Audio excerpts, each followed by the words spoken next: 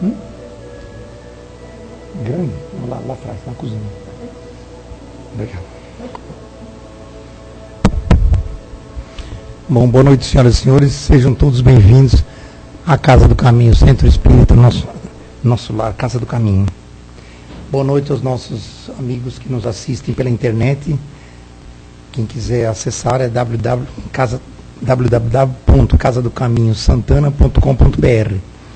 Então nós temos aqui na casa a palestra todas as noites, todos os dias. A casa funciona de segunda a segunda, nos seguintes horários: segundas, terças e quintas às 20 horas, 20 palestras seguida de passes.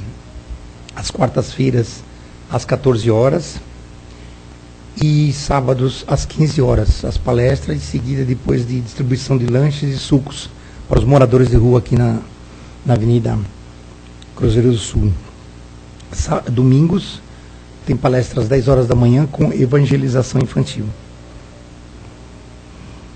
Nossos trabalhos sociais, todo segundo sábado de cada mês, nós distribuímos 62 cestas básicas para famílias que já estão previamente cadastradas nesta casa. Então a campanha do quilo continua. Quem puder ajudar com alimentos não perecíveis, sejam bem-vindos. Aqui tem um outro convite. Com a Casa do Caminho Santana convida para a Noite da Pizza com bingo e desfile infantil e teen. Será no dia 13 de dezembro. Local Acre Clube, que é um clube que tem aqui no Jardim França. Isto é em prol, da ajuda desse evento. Esse evento é em ajuda para comprar um aparelho ortopédico para uma assistida aqui da Confraria Vitória Régia. É uma menina que usa aparelhos ortopédicos e ela vai crescendo, tem que ir mudando o aparelho de tempos em tempos. O convite custa R$ 45,00, direito a 2 cartelas de bingo. Haverá 14 tipos de pizzas salgadas e 4 doces, com águas e refrigerantes todos inclusos. No caso de cerveja, aqui é venda à parte. Convites, então, com o pessoal aqui da casa. Cida, aqui o Mauro, Sandra, Daniel, Silvio, Cristina e Washington, que são pessoas que trabalham em dias diferentes aqui nessa casa. Bom, antes de nós fazermos a oração inicial aqui, eu trouxe um folheto que fala sobre o Evangelho no Lar. O Evangelho no Lar, todos nós fazemos, eu faço na minha casa com a minha esposa, com a minha família. Então é uma pequena reunião que consiste no quê? Se processa da seguinte forma: uma prece inicial, a gente marca um dia e uma hora, sempre naquele dia e naquela hora. Então na minha casa, domingo, 9 horas da manhã. Então se desliga tudo, rádio, televisão, telefone, campainha, então não se atende ninguém. É aquele horário que a gente já está pré-marcado. Como aqui nós estamos às 8 horas, muito antes da gente começar aqui, os espíritos já prepararam um ambiente para esse trabalho. Então, com uma prece inicial, simples, breve e objetiva, de maneira que o coração fale mais alto que as palavras. Depois, segundo, uma leitura pequena, um pequeno trecho do Evangelho, lido sempre de forma sequente e metódica. Depois um outro familiar, cada um vai fazendo uma coisa. Um outro familiar comenta o trecho do Evangelho. Depois fazemos as vibrações, que é só comentar, não é discutir nem expor os pensamentos, só comentar o que se foi lido. Depois as vibrações, que são para os familiares, para os parentes e para todos os vizinhos, enfim, para todas as pessoas. Para o bairro, para São Paulo, para o Brasil todo, para todos. E depois encerramento, uma prece encerramento. Tudo isso demanda 10 minutos, 15, não chega mais que isso. Mas fazendo todos os mesmos dias. Isso o que traz para nós? Harmonia, paz interior, paz no lar. Né? Isso aí melhora muito, muito mesmo. Bom, agora nós vamos agradecer a Deus por mais um dia de ter o trabalho cumprido, de ter cumprido a nossa obrigação. Por ter a graça de ter saúde para enfrentar o nosso dia, por ter a graça de ter o que comer, o que beber, o que vestir, o que calçar, e ter, acima de tudo, uma ocupação. Pai nosso que estais no céu, santificado seja o vosso nome. Venha a nós o vosso reino, seja feita a vossa vontade, assim na terra como no céu. O pão nosso de cada dia nos dai hoje. Perdoai-nos as nossas ofensas, assim como nós perdoamos a quem nos tem ofendido. E não nos deixeis cair em tentação, pois vosso é o reino, o poder e a glória para todos sempre. A palestra de hoje chama A Importância do Olhar, do livro Diferenças Não São Defeitos. E vai fazer a nossa colega Germana. Por favor, sente-se à vontade.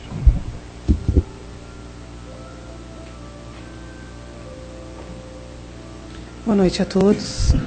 Que nós possamos nesse momento sentir o terno abraço de Jesus nos envolvendo e que isso faça com que a gente permaneça em muita paz e harmonia na noite de hoje. É do livro Diferenças Não São Defeitos. Se a gente fosse falar só do título do livro, passaríamos horas, né? Nós costumamos ver o diferente como ruim, como defeituoso, mas nós vamos falar de uma parte deste livro que diz sobre a importância do olhar. Se nós pararmos para observar, nós vamos ver que todo o nosso corpo se comunica, o tempo todo. Existem livros até que falam a linguagem corporal, o corpo fala, porque o corpo fala mesmo. Se nós observarmos o nosso corpo, o corpo das pessoas com quem nos comunicamos, nós vamos perceber diversas coisas. Às vezes, tem aquele ensinamento de André Luiz no livro Sinal Verde, que fala, quando a gente está na rua, na via pública, se a gente for na via pública e encontrar alguém que estiver com pressa, André Luiz fala, respeite a pressa do outro. Não detenha a pessoa. E a gente pode falar, não percebi que estava com pressa. Observe o corpo. Às vezes a gente está conversando com a pessoa, o pé dela está assim, indo embora, saindo da conversa, mostrando a pressa. E a gente consegue fazer o que o André Luiz nos disse se a gente observar.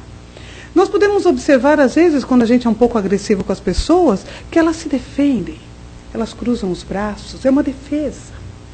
Né? O corpo fala o tempo todo. E às vezes ele fala de uma forma muito mais clara, né? Ele pode falar com abraços. Tem gente que chega, já abraça, já beija, já fala de uma forma clara.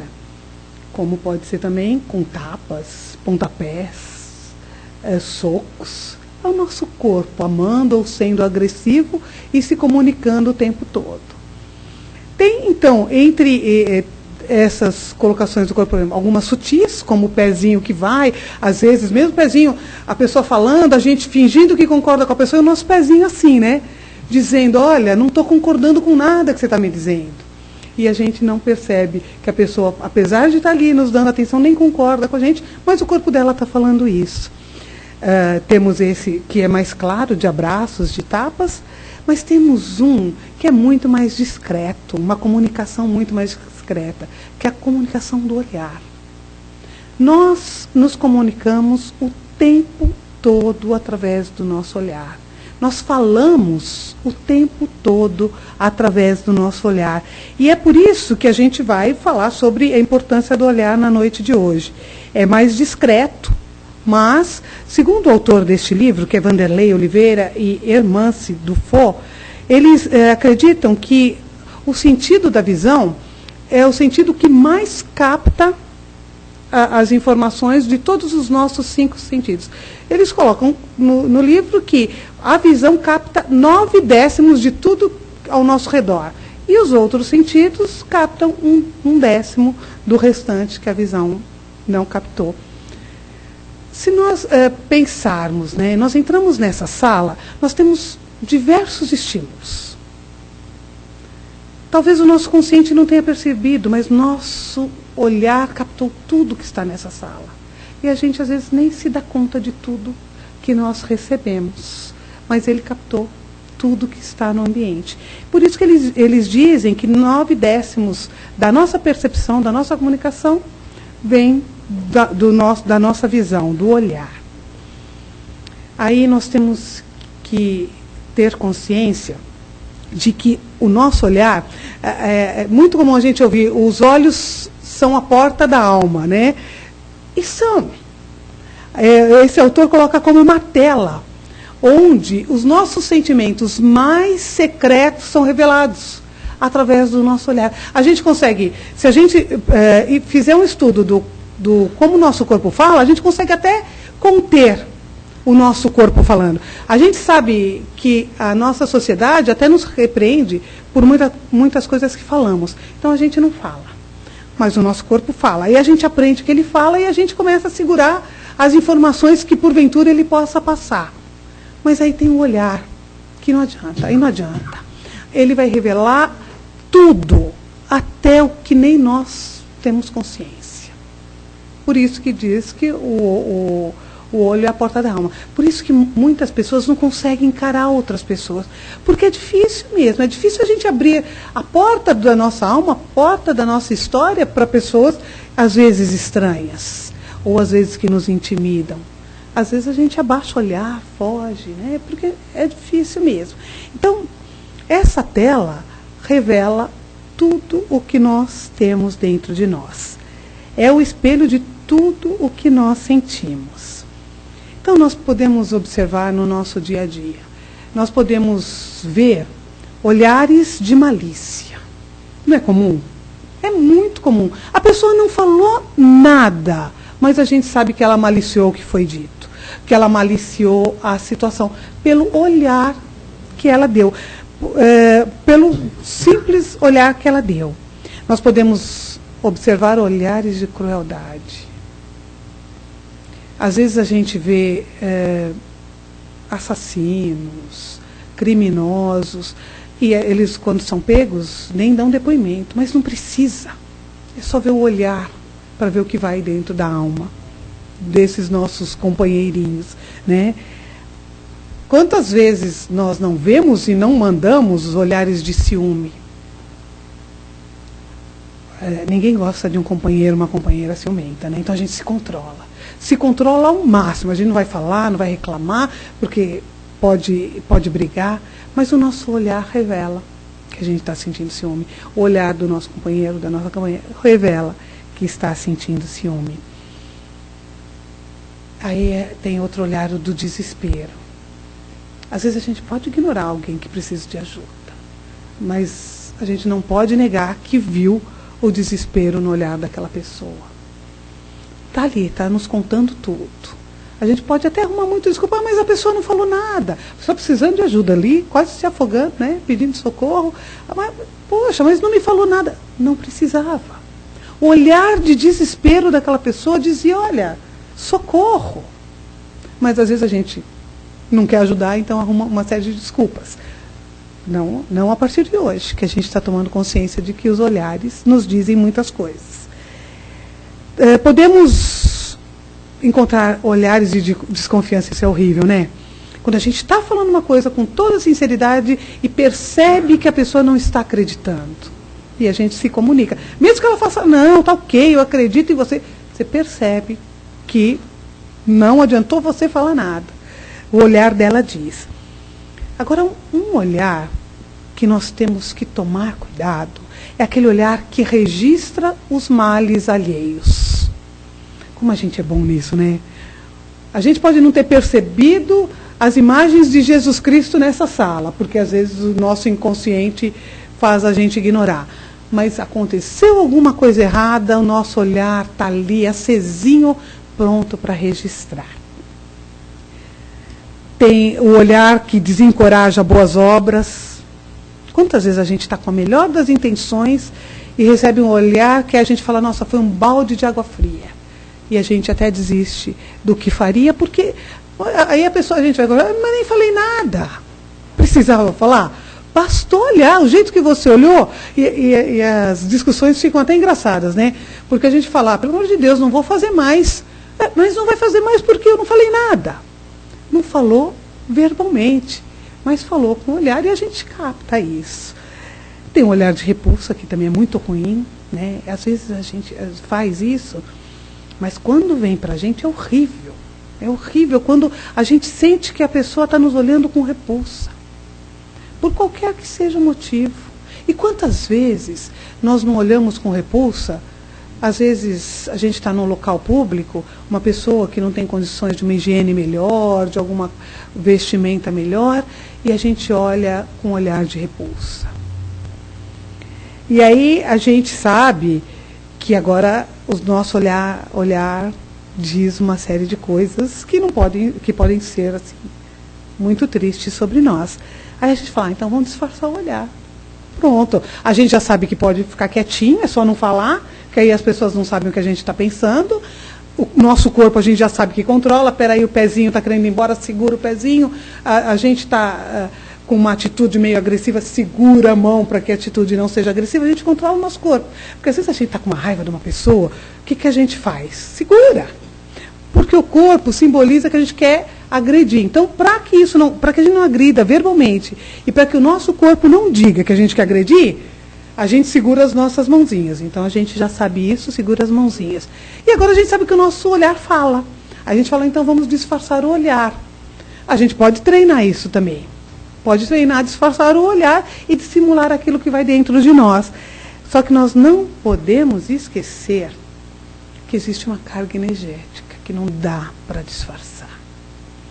Imaginemos nós, em uma dessas situações que a gente falou, com um olhar de crueldade, de desespero, de interesse, repulsa, alguma coisa assim. Imagina o que nós sentimos. Por exemplo, repulsa por vamos colocar uma situação hipotética, um morador de rua que entra na nossa fila na frente ou no banco, sem a menor condição de higiene, um cheiro, um odor muito forte. Imagina o nosso olhar de repulsa. Imagina o que nós sentimos. Mas agora que nós aprendemos aqui hoje que o nosso olhar transmite, nós vamos segurar o olhar. Vamos ficar lá quietinho na fila, né? Nosso olhar vai ser mais sereno. E a nossa energia pelo aquilo que sentimos. Imagina o sentimento que nós temos quando alguém é cruel com a gente. Nos olha com crueldade. Imagina o sentimento. Ou quando a gente é cruel com alguém. Porque a gente é cruel muitas vezes. No momento que nós estamos sendo cruéis, o nosso olhar fala. Nós vamos disfarçar o olhar e a energia do nosso sentimento. Não tem como disfarçar. Não tem jeito. Porque toda essa vibração energética a gente não consegue ocultar de ninguém. A pessoa, às vezes, pode falar, olha, eu não sei direito o que aconteceu, mas não gostei daquela conversa. A gente se comportou bem, a gente falou palavras bonitas, a gente não olhou com olhares estranhos, e a pessoa diz, não gostei, alguma coisa estava estranha. Ou a gente diz isso da pessoa. É a energia que a gente coloca dos nossos sentimentos. Então, o que a gente faz se a gente não consegue esconder de jeito nenhum? Mesmo fazendo todas essas etapas. Como agir? Aí Jesus nos disse, seus olhos são a candeia do corpo. Se os seus olhos forem bons, todo o seu corpo será bom. Pronto. Os olhos são a candeia do corpo. Se o nosso corpo, quer dizer, se tudo que nós somos for bom, nossos olhos serão bons. O que nós precisamos, então, para não disfarçar todos esses sentimentos negativos?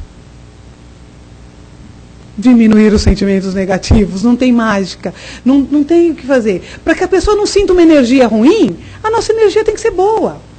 Não tem como disfarçar, não tem como enganar. Nós precisamos fazer o que Jesus falou. E como é que a gente faz isso? Como é que a gente faz para ter olhos de amor? Como é que a gente faz para ter olhos de ajuda? Adianta a gente fazer uma cara de bonzinho? Por exemplo, a gente tem a cesta, né? A casa faz cesta e a gente fala da cesta, né? Estou ali sentadinha e falo, olha, faço uma cara de boazinha, é legal a cesta. Isso não me tocou, né? Só fiz uma cara de boazinha porque já aprendi que é assim, né? Só que a energia que eu coloquei não foi a verdadeira. Então, eu tenho que acreditar e, na medida do possível, trazer para colaborar com a casa ou com qualquer outra coisa, quando a gente fala em ajuda. Como é que a gente faz para ter olhos de perdão? Porque o perdão é uma das coisas, para a gente ainda, muito difíceis, das mais difíceis. Tudo isso que a gente está falando, quando a gente fala em olhar de amor, porque o que Jesus nos falou? Olha, amai-vos uns aos outros, como eu vos tenho amado. Se a gente conseguir amar como ele nos amou, nós vamos ter olhos de amor. Se a gente conseguir perdoar, como ele disse, não 7 vezes, mas 70 vezes, 7 vezes. Gente, e quando a gente pensa em perdoar 70 vezes, 7 vezes, aí a gente fala, já perdoei essa quantidade, né? A gente, assim, que é jovem há mais tempo, já perdoou muito mais que isso.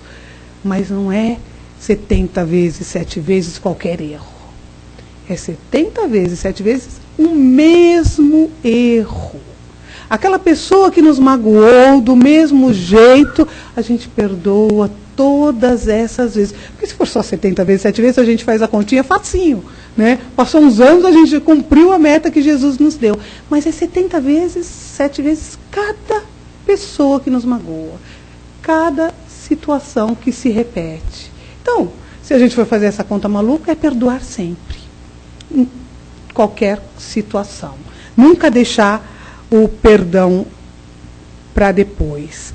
E aí a gente faz o seguinte: perdoo, mas não esqueço. Foi isso que Jesus falou? É perdoar. Perdoar é perdoar. Se a gente não esquece, a gente perdoou? Não. Se a gente não esquece, a mágoa está ali dentro da gente ainda.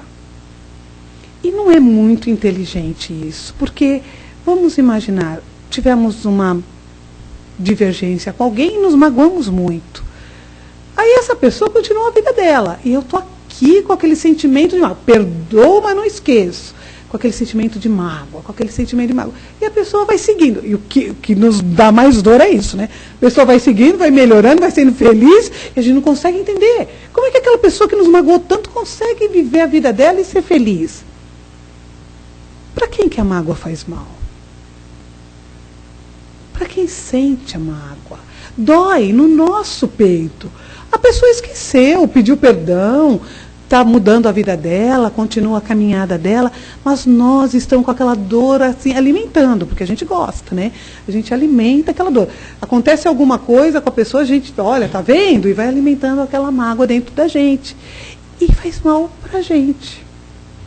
Então nós temos que fazer esse exercício que Jesus nos ensinou de perdoar verdadeiramente, para sermos felizes, para que os nossos olhos sejam de perdão. Se não perdoarmos, eles não conseguirão ser de perdão, muito menos de amor. Então perdoamos verdadeiramente. Para perdoar verdadeiramente, a gente tem que ser mais humilde. A nossa vaidade, o nosso egoísmo tem que dar uma baixadinha. O que nós achamos, nós somos importantes, claro, mas nós nos achamos muito importantes. Nós não somos melhores nem piores que ninguém. Nós somos seres únicos. Então, mas não somos melhores que ninguém. Se a gente lembrar disso, a gente consegue perdoar mais fácil. Porque quando a gente se acha melhor, é mais difícil perdoar. Né? A gente não quer se rebaixar. Como é que eu vou perdoar? Como é que eu vou esquecer? Isso que fez comigo, e a gente esquece. Quantas pessoas pensam isso da gente? Quantas coisas que nós fizemos para as outras pessoas e nós queremos o perdão. A gente faz as coisas da melhor forma que nós conseguimos. E às vezes a gente sabe que magoou uma pessoa, a gente sabe. Tudo que a gente quer é poder chegar para a pessoa e falar, olha, desculpa, não foi a intenção, o que eu queria era outra coisa, não queria te magoar, não é isso que a gente faz? E a gente quer que ela nos perdoe. E aí Jesus não, a gente mesmo pede, toda vez que a gente faz a oração do Pai Nosso, perdoai as nossas ofensas na medida em que nós perdoamos aqueles que nos têm ofendido. O quanto Jesus pode nos perdoar? O quanto Deus pode nos perdoar? Cada um sabe a sua medida, porque nós damos a medida. Nós estamos tranquilos? Todos os nossos probleminhas, as nossas falhas já estão perdoadas? Vai depender, essa resposta não é única. Cada um vai ter a sua resposta. A minha está 10%, a minha está 50%, a minha está chegando no 90%. Porque é a medida que eu dou, quanto eu estou perdoando? Porque na realidade a gente sabe que é a nossa consciência que nos pune. E falando de olhares ainda bons, olhares de energia, olhares de doçura. Para a gente ter todos esses olhares bons, é só buscar em Jesus os ensinamentos. Jesus, em todo momento, nos ensinou a doçura. Quando a gente vê nas bem-aventuranças, bem-aventurados os mansos e pacíficos, né? E a gente pensa, mansos e pacíficos, não são os tolos, são aqueles que já entendem o que é o equilíbrio, são aqueles que entendem que fazem parte de um todo que tem diferenças e que respeita as diferenças. São aqueles que, às vezes, ofendidos no trânsito, dizem, olha, a pessoa deve estar com problemas, e fica quietinho lá no seu carro, ouvindo a sua música, sem que aquilo atrapalhe. São aqueles que, às vezes, no trabalho, são ofendidos, principalmente quem trabalha com público, às vezes as pessoas chegam nervosas e conseguem falar, peraí, ele não está bravo comigo, ele está assim porque deve ter algum problema. Consegue manter o equilíbrio, consegue manter a doçura. Algumas vezes a gente consegue, né? A gente já consegue fazer isso de vez em quando. A gente só precisa fazer com que isso se torne mais frequente nas nossas vidas. E quando a gente ficar manso, tiver a mansuetude, a gente vai conseguir isso. É um sonho, né? Imagina a gente equilibrado a ponto de que as pessoas cheguem irritadas, bravas, nos ofendendo, e a gente mantém aquela paz, aquela tranquilidade. Gente, e além de tudo, vocês devem ter passado por uma situação, porque eu acho que todo mundo passa por uma situação dessa. Você é muito bravo, muito irritado. Aí chega a pessoa, uma dessas que eu estou falando, tranquila, serena. Quem consegue continuar brigando com uma pessoa assim? Não dá, por mais que você queira, você quer brigar e a pessoa mantém equilíbrio. Aí você até, tem gente que vai ficando até mais nervoso, grita para ficar mais alvoroçado o ambiente, e a pessoa mantém a calma. No fim, aquela pessoa no fim sai falando, olha, desculpa, eu estava nervoso. Não consegue brigar, porque contra as virtudes a gente não tem força. Então, quando a gente tiver olhos de doçura, vai ser muito tranquilo, a gente não precisa disfarçar os olhos de desprezo, porque eles não vão existir, vão ser os olhos de doçura. Aí a gente precisa ter olhos de paz e de alegria. E Jesus nos disse isso também, falou dos pacificadores. A gente vive num mundo em que a gente olha e fala, nossa, guerra, tumulto, gente presa, contrabando, tráfico, e a gente precisamos fazer uma ação de paz. Precisamos juntar as pessoas pela paz mundial. Muitas pessoas fazem isso, né? Quando a gente esquece que para ter paz no mundo, ela precisa começar onde? A gente às vezes quer paz no mundo quando a gente não tem paz no lar. A gente fala, nossa, esse mundo está um horror, tá? E como é que está o seu lar? Né? O mundo está um horror, tá? Como é que são os jovens que estão crescendo nos nossos lares? Se a gente não tiver paz dentro da gente mesmo, como é que a gente quer a paz mundial? O que adianta a gente vestir branco, bandeira branca, sair pelas ruas? Eu acreditei muito nisso na minha adolescência. Eu falei, não, vamos fazer passeata pela paz, vamos fazer movimentos pela paz. E aí eu percebi que a paz depende de cada um de nós, é um processo individual. Não adianta a gente levantar bandeiras, se a bandeira não estiver dentro da gente. Se eu não estiver em paz com as coisas que eu tenho, com as coisas com que eu vivo, com as pessoas com que eu vivo, nunca vai haver paz no mundo. Porque eu estando em paz, eu consigo levar a paz para a minha família. Minha família, estando em paz, vai crescer e vai ter outras famílias que vão viver em paz. E vai disseminando isso. Daqui a um tempo, todos nós viveremos em paz se fizermos esse processo. E uma coisa que nos ajuda muito a ter paz no nosso lar é o Evangelho no lar. Fundamental. Quem não faz, faça a experiência. É realmente fantástico. Muda a energia do lar, muda a energia das pessoas, as pessoas vão se melhorando, mesmo que a gente comece sozinho. Não deixe de fazer, é uma coisa assim maravilhosa o Evangelho no lar. Se um dia no nosso mundo, todo lar fizer o evangelho no lar, a gente não precisa pensar em paz mais. A gente vai estar vivendo a paz, porque as pessoas não vão sair para guerrear depois da harmonia encontrada no lar através do evangelho. Agora, quando a gente precisa de alguém, a gente chega num lugar ou vai comprar alguma coisa, ou mesmo num ambiente que a gente precisa falar com alguém, a gente olha as pessoas. Aí tem pessoas com olhar de desprezo, olhar de ódio, de rancor, de raiva, sei lá o quê, e tem pessoas com olhar de paz e alegria. Quem que nós buscamos? Eu não vou atrás de quem está com cara feia. Não é verdade? Isso vale para tudo na nossa vida. Para o nosso trabalho, por exemplo. Se nós temos que lidar com pessoas, que nosso olhar seja de paz e que traga as pessoas para perto da gente. E não de repulsa que afaste as pessoas da gente. Às vezes a gente fala, pô, não estou bem com a minha equipe de trabalho. Como é que está sendo o seu olhar? De que forma está sendo? Porque as pessoas realmente se afastam do que não é agradável. Nós nos afastamos. Nós procuramos um olhar que aconchega, um olhar que acolhe. Ninguém quer um olhar que de repente pode ser agressivo. Às vezes a gente pensa, não me estou bem com tal pessoa da família. Como é que está sendo o meu olhar para essa pessoa da família? É de aconchego? Então a gente tem que prestar atenção nisso, né? A gente sempre escolhe o que é mais gostoso para a gente. Nós, na noite de hoje, vamos ficar atentos para, a partir de agora, estudarmos e vigiarmos os olhares.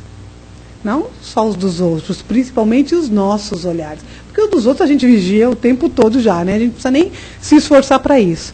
Mas vamos vigiar os nossos olhares, como que estão sendo. Como é que a gente vai analisar isso? Como é que estão os nossos sentimentos?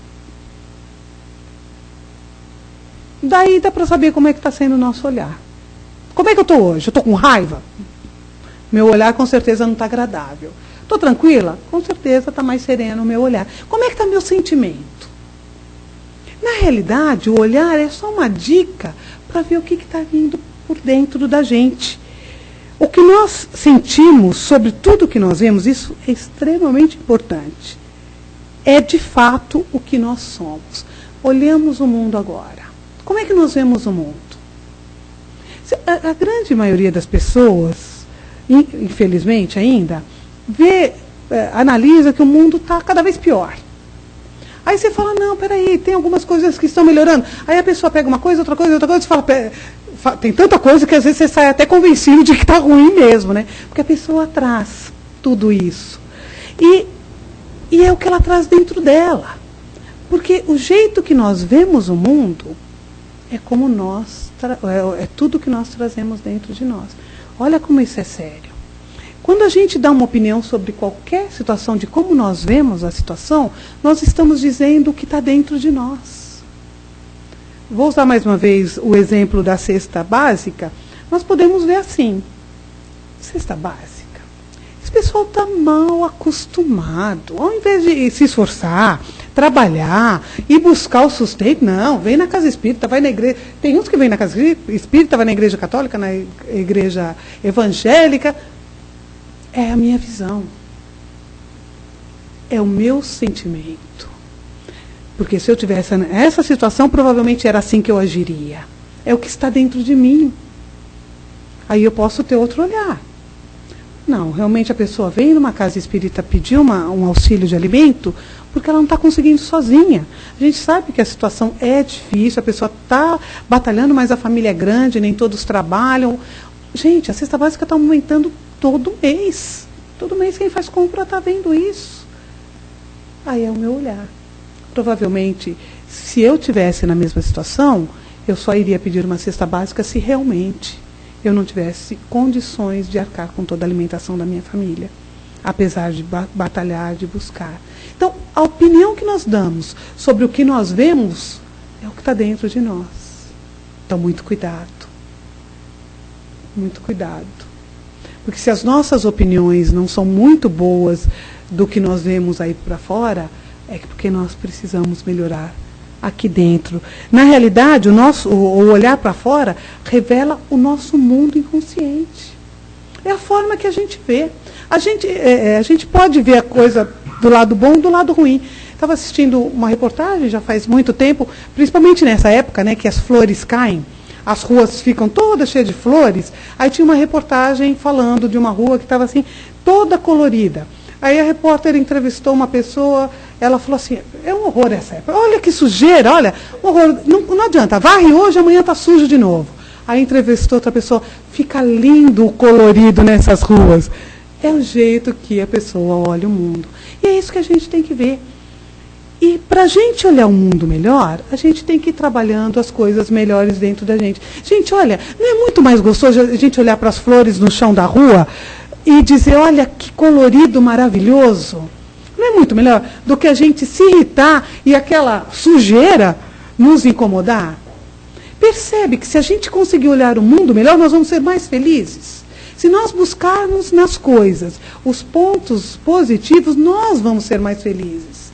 E às vezes a gente acha que a gente tem que buscar os pontos negativos para realçar os nossos positivos. E é exatamente o contrário. Quando a gente realça o positivo do outro, nós estamos dizendo que dentro de nós tem coisa boa. Olha só como a gente dificulta as coisas. Né? Às vezes a gente despreza, fala mal das outras pessoas para tentar ficar melhor que elas. Quando o verdadeiro é a gente realçar mostrando, olha, eu consigo ver isso de bom porque eu já tenho isso de bom dentro de mim. Olha a importância do nosso olhar o mundo, do jeito que nós olhamos o mundo. Com esse olhar do mundo, porque a gente olha o mundo e comenta, né? Porque a gente não olha e fica quietinho, né? A gente fala também. A gente pode construir a felicidade ou uma derrocada moral. Com os nossos sentimentos, nós podemos construir um mundo feliz em volta da gente ou um mundo muito triste. É aquela história, o copo está meio cheio ou está meio vazio. Depende da forma que nós olhamos. O pessimista com certeza vai falar está meio vazio. Mas o otimista que busca as coisas boas vai falar está meio cheio. E quem faz a escolha de ser feliz, de ver o lado bom, somos nós.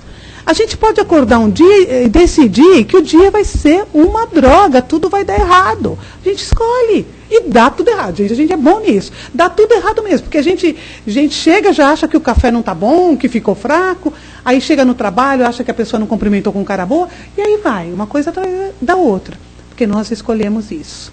Ou podemos escolher que ele seja maravilhoso. Aí pode estar café fraco, pode a pessoa estar de mau humor, nada vai atrapalhar. Porque aquilo que está dentro de nós está sob controle e sendo bom. E a gente tem no Evangelho segundo o Espiritismo, no capítulo 10, item 18, instruções dos Espíritos do Bispo Nevers. E ele diz para a gente o seguinte, para a gente ser severo com a gente mesmo e ser indulgente com os outros. Para a gente ser severo com os nossos defeitos. Por quê? Quando a gente é severo com os nossos defeitos, a gente vai melhorar e vai ter uma visão melhor sobre o mundo. Porque a gente vai consertar aquele defeito. Quando a gente percebe no outro alguma coisa que a gente teve dificuldade para acertar, a gente é indulgente. A gente fala, poxa, eu já tive tanta dificuldade, eu fazia isso. Foi difícil eu melhorar e a gente consegue compreender outra pessoa. Então ele pede para que a gente seja indulgente com os erros dos outros, mas severo com os nossos.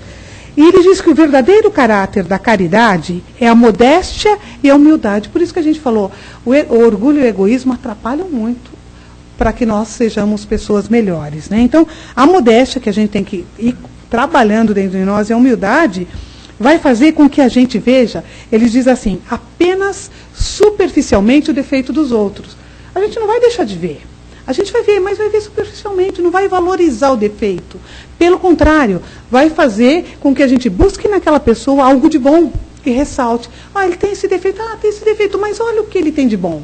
E ressaltar, ajudando a pessoa a se firmar nisso que ela tem de bom. É o que a gente espera que os outros façam com a gente, não é? Releve os nossos defeitos, enxergue, porque a gente tem um monte de coisa boa, enxergue as coisas boas e nos ajude a ser melhor. E a gente encerra desejando que os nossos olhos sejam fonte de elevação para nós e para todos que convivam com a gente.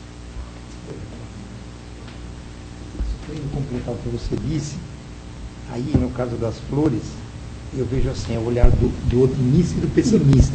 O pessimista, isso é uma sujeira, vai entupir os bueiros. Esse é o pessimista falando. Já o otimista, olha que lindo que está o chão. Verde, roxo, amarelo, lilás. Para ele está tudo bonito. O outro reclama de tudo. Eu sei porque, no caso, eu tenho táxi, né? No meu táxi, pessoalmente, sim, nunca vi ninguém elogiar nada. Ah, mas está calor, que frio, que chuva, que não sei o quê, está ventando muito. Nunca vi ninguém. Nunca, mas nunca. Hoje me levei, esse calor, não sei o quê. Todos sempre reclamando. Quer dizer, nunca ninguém fala, abençoado o calor, bendita a chuva. Graças a Deus que está chovendo, Deus sabe o que faz.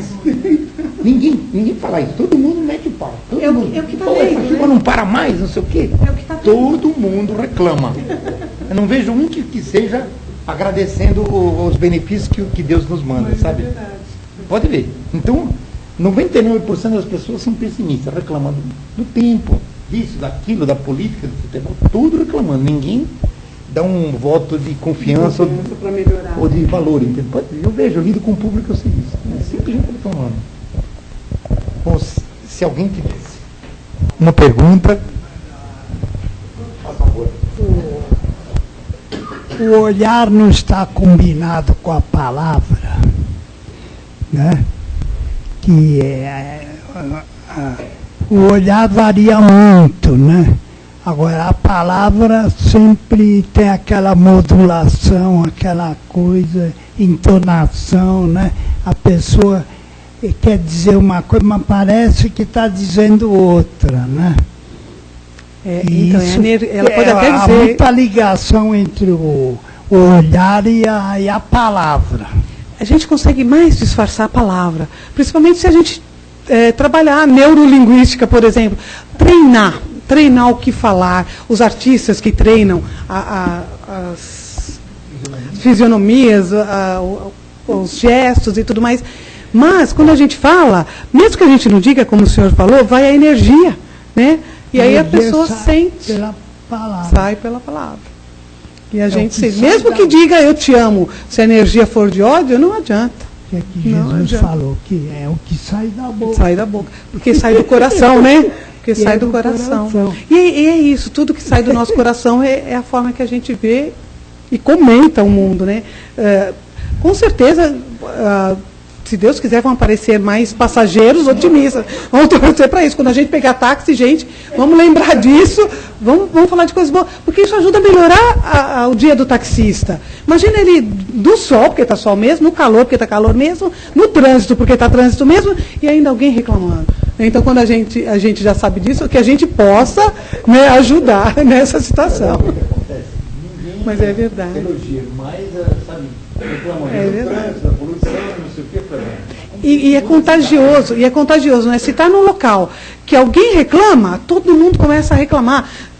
A gente precisa ser o pacificador, né? Então, espera aí, né? Calma, vamos ver o que está acontecendo. Porque é contagioso, né? Essa coisa do pessimismo, da agressão. Então, a gente precisa se cuidar disso. Olha, o dia da gente sempre pode ser feliz. Eu aprendi assim, eu agradeço, antes de colocar os pés no chão, agradeço a Deus por mais um dia de vida, pela minha saúde, por mais um dia que eu possa trabalhar, sabe? Então, estou sempre agradecendo, não peço mais nada. O que Ele me dá, que venha de bom grado. E está sempre dando certo. E dá certo, dá certo. Então, eu estou otimista por natureza, entendeu? Estou sempre contente, sempre alegre, eu vejo o pessoal reclamando e os outros... É ação e reação, né? Pensamentos bons, baixo astral, sentimentos bons vão atrair pensamentos bons, sentimentos bons e atitudes boas. Aí as coisas vão dando certo na nossa vida. É real, é real. É só fazer a experiência, quem não fez ainda, é real. Gente, mais uma vez, obrigada pela oportunidade.